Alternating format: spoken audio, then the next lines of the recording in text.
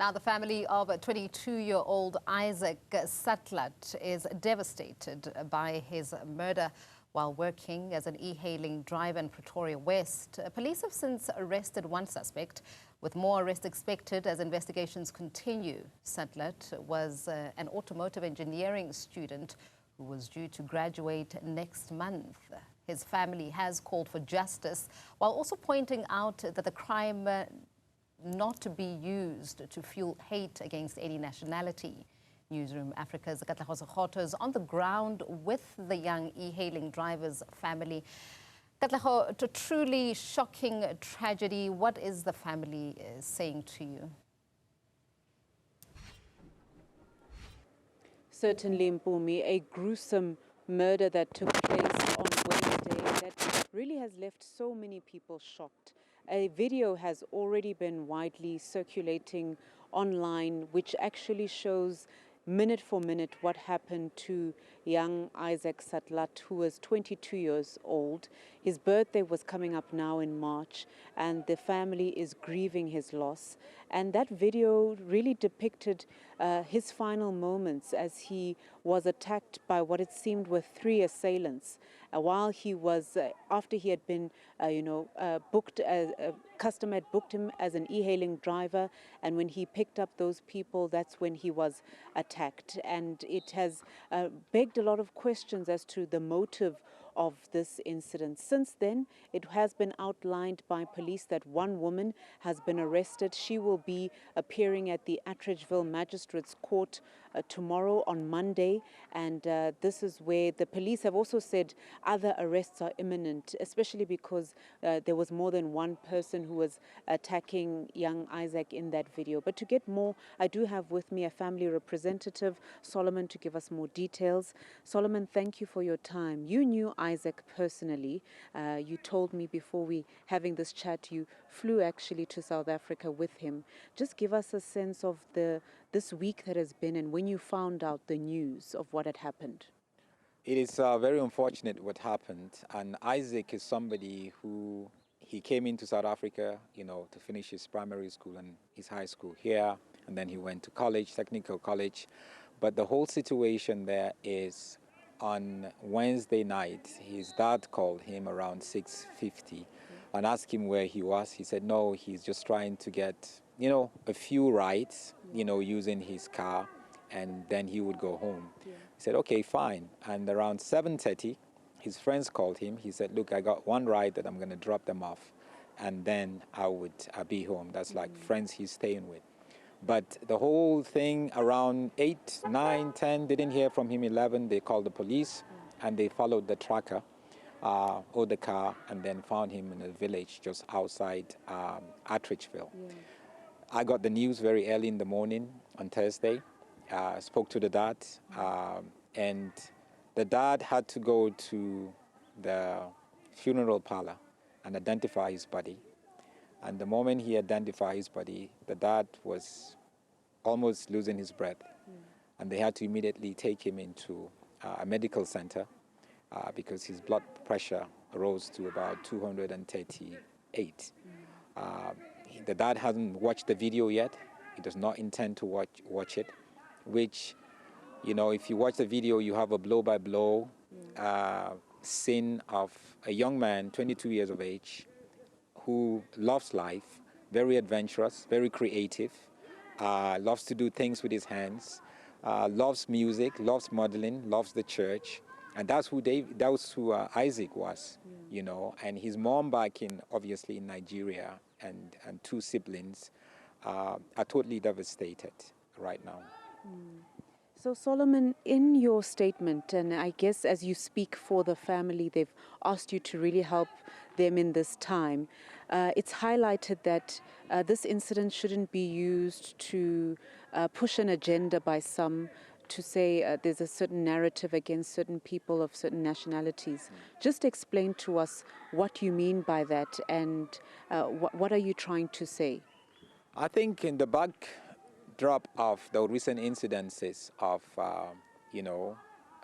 tension between locals and other Africans that has been happening, I think, the last 2-3 weeks, a lot of people were trying to sort of like fuse this narrative into this whole thing of being a hate crime, that Isaac was picked on because he was Nigerian, you know, and we talked about that with his family, with his dad especially, and we came to a conclusion where no, it is a typical case that could happen to anybody, whether you're South African or not South African. It was a crime situation. It was criminals who intended to take your valuable items from you, not targeted. Isaac is not somebody who is involved in any shady, dodgy things. You know, he's not somebody who is violent to create sin, to create enemies. And for the dad especially, the dad said, look, we must make sure that this issue does not get to a place where it becomes a Nigeria versus South Africa thing and all of that. No, there is a crime problem in the country. We all know that. And my uncle could be a victim, your niece, your sister, your brother. It could happen to anybody. And that's exactly what happened. So, and I must say on behalf of the family also to thank South Africans. We created a Back a Body campaign to raise funds to repatriate the body to Nigeria. And 90% of the people who have been given are South Africans. You know, I get calls from Durban, you know, how can I give, and all of that. You know, we have a target of 70,000 to get the body back to Nigeria so the family could bring closure. The siblings and everybody could see him again. They hadn't seen him for a couple of years, you know. And so many people have been given, and we want to really thank them because this is a crime that we all have to, you know, put hands on deck to try to deal with it as a community, as a people, you know, and that is it, you know. Nigerians are here. Yes, there are illegal immigrants, not just illegal immigrants, but illegal immigrants who are involved in crime. That's the problem.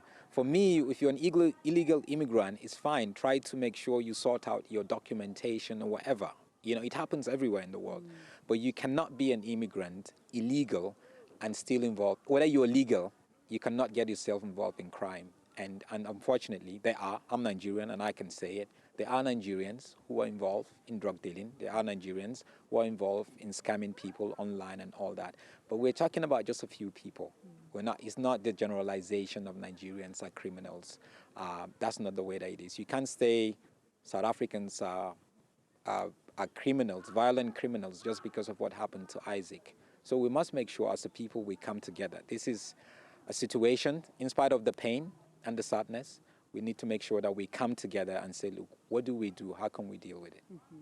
And I guess just a last one, Solomon, you were telling me as well how Isaac's family is doing back in Nigeria. How are they and his family, how are they processing what has happened to their son? The mother especially is totally inconsolable and she's totally devastated. The last time she saw him was a couple of years ago when she came in here to visit, I think for about 2 weeks. And he has siblings, and the siblings are younger siblings, you know, and they hadn't seen him for a while now. They will looking up to him, getting inspired by him, because obviously, you know, you're the first child and you set an example, and you know, people, the younger ones, want to follow. They are totally devastated, you know. And we think the only way they're going to be able to bring closure is to see him again one last time. That's why the family decided not to bury him here, but to do whatever it takes to fly him into Nigeria. Yeah, his family is based in Abuja, the capital of Nigeria. So hopefully that's where he's going to be buried. His dad is from Plateau State, which is where I come from, and his mom is from another state called Benue. But just to be able to bring closure, his uncles, his aunties, his grandparents should be able to see him again, especially with the video that made the rounds and people actually see the blow-by-blow of somehow how to kill a 22-year-old. That's what I call it. That's what that video is really all about, you know, how a 22-year-old lost his life. Thank you very much, Solomon. We'll leave it there. So there you've heard it, Mpumi, from Solomon, who is the family representative of Isaac, and explaining there that they really are working hard to ensure that his remains are repatriated back to Nigeria. but also as a family lamenting that really crime is a prevalent issue throughout the country, and that they'd like to distance themselves from the idea that young Isaac was killed because he was Nigerian.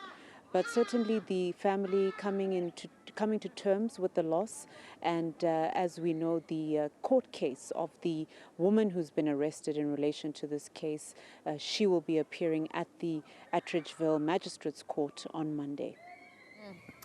Katleho, you know, this incident of Isaac's murder bringing to light a very grim reminder of just how dangerous the e-hailing industry is, and the dangers that these drivers face on a daily basis, but also the importance of making certain security features mandatory, such as that dash cam, which has become an essential element of police finding the perpetrators of this murder.